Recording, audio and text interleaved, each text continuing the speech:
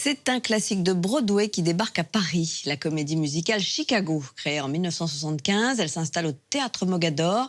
35 artistes, des chorégraphies endiablées et un show millimétré pour raconter l'histoire. Julien Cheïda est allé à la rencontre du public.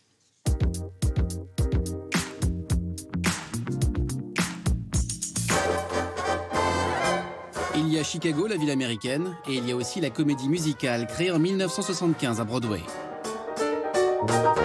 Adultère, meurtre, trahison sont au cœur de cette histoire qui se déroule dans les années 20. Devenue un classique du musical, elle arrive en France à Paris au Théâtre Mogador dans une version entièrement traduite en français. Démarre vite, je connais un coin dément où l'alcool coule à flot sur un piano brûlant. C'était une très belle soirée, on a eu des acteurs talentueux, on en avait plein les yeux. Ouais, faux. C'est un challenge et c'est un enjeu pour nous, mais il y a un certain vivier d'artistes français qui sont capables, qui se développent de plus en plus, qui auront aussi parfaire leur formation à Londres ou à New York, mais qui arrivent maintenant à multiplier ces arts de la scène et à répondre présent.